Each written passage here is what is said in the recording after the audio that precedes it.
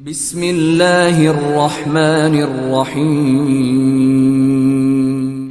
عجیب ماحول ہو چکا تھا۔ میں کل بھی اشارہ کر رہا تھا آپ کی خدمت میں کہ کافر مکے میں حج کرتے تھے، اور کافر جب مکے کا حج کرتے تھے خانہ کعبہ کا تو وہ چکر لگاتے تھے طواف میں۔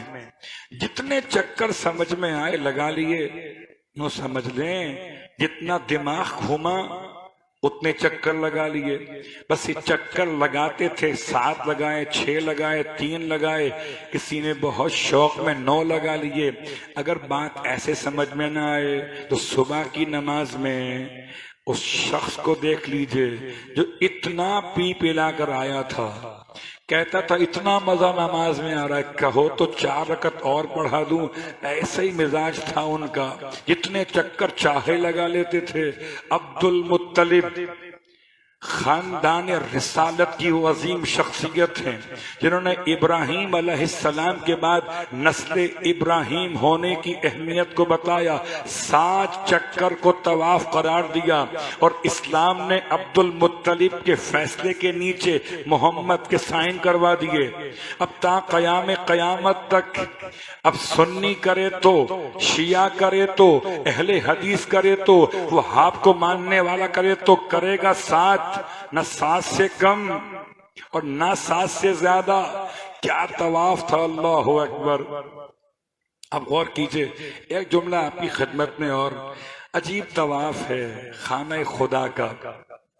ہونا تو چاہیے تھا کہ سب کے سب لوگ ایسے چلتے، خانہ کعبہ سیدھے ہاتھ پر ہوتا، یہ ایسے چلتے ہیں، خانہ کعبہ الٹے ہاتھ پر ہوتا ہے۔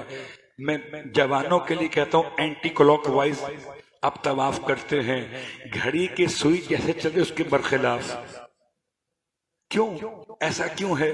سیدھا ہاتھ تو بڑا معتبر ہے الٹے ہاتھ کے مقابلے میں، اور کعبہ الٹے ہاتھ پر ہے، توبہ توبہ، سیدھے ہاتھ پہ ہونا چاہیے۔ یہ قیاس کی کیفیت اور ہے، ولایت کی باتیں اور ہیں۔ کیا سمجھے نہیں؟ کیا مطلب ہے؟ خدا نے تمہارے سینے میں دل رکھا ہے، اور دل سیدھے ہاتھ پہ نہیں رکھا، دل الٹے ہاتھ پہ رکھا ہے۔ ایک خدا کا گھر یہ ہے، ایک خدا کا گھر یہ ہے، تو گھر کو گھر سے ملاؤ گے تو سکون پا جاؤ گے۔ قبلہ 7 چکر کیوں ہیں؟ 7 سے کم کیوں نہیں؟ 7 سے زیادہ کیوں نہیں؟ تو خدا نے 7 آسمان کیوں بنائے؟ 6 کیوں نہیں بنائے؟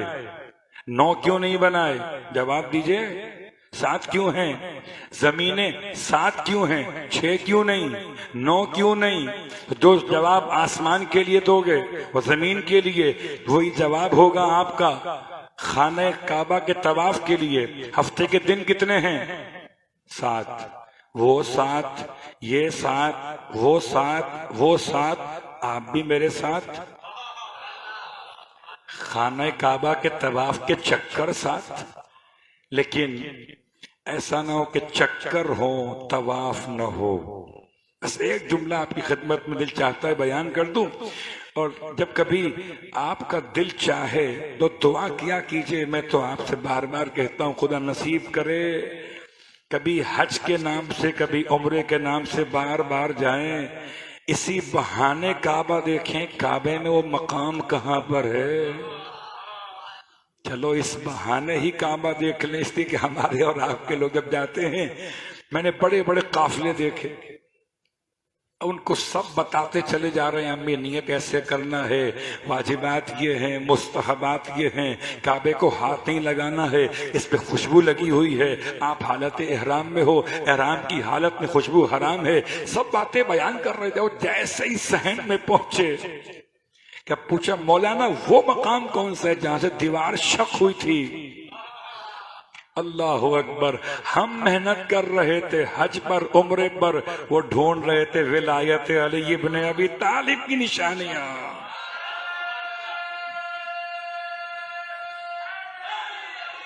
یا علی، کیسی نشانی، اللہ اکبر، ایسی نشانی ہے۔ تو اس بہانے ہی سے یہ 7 چکر کا مطلب کیا ہے؟ کہ اصلاً یہ چکر نہیں ہیں، یہ اشواط ہیں، شوط۔ کیونکہ اردو میں گنجائش نہیں ہے تو شوت کا ترجمہ چکر کر دیا۔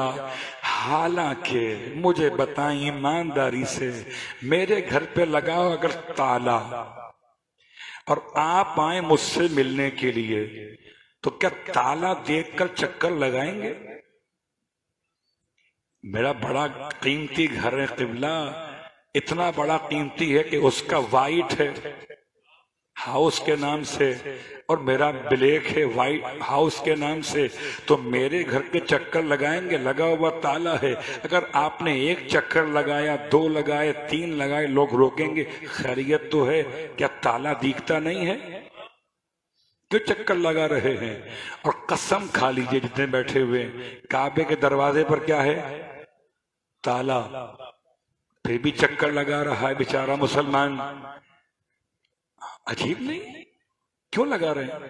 کہ اصلاً پروردگار عالم نے اس گھر کو ایسا مرکز قرار دیا ہے کہ ساری توانائیاں کعبے کی زمین کے نیچے سے۔ کیا مطلب؟ کہ اندر کی زمین کا نام بکہ ہے، باہر کی زمین کا نام مکہ ہے، پورے شہر کا نام ام القریٰ ہے۔ ام القریٰ کہتے ہیں قریوں کی ماں کو۔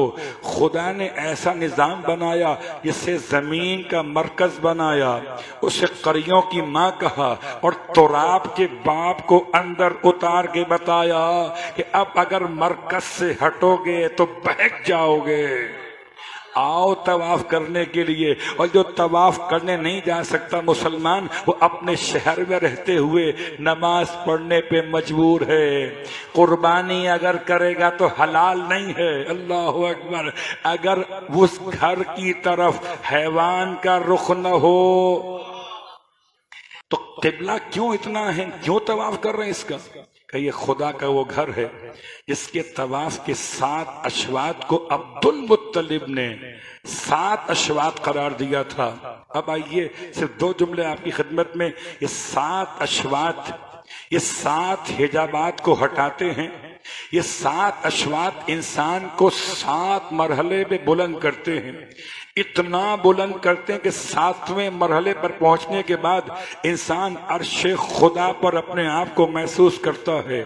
7 آسمانوں سے گزر کے پہنچائے کہ اب مقام ابراہیم پر نماز پڑھو، کہ 7 آسمان تم نے عبور کر لیے، ورنہ حضور چکر لگانے میں کوئی طواف نہیں ہے۔ اس لیے ہم کہتے ہیں یہ 7 آسمان وہ سمجھے گا جسے 14 معصوم سمجھ میں آ گئے ہوں۔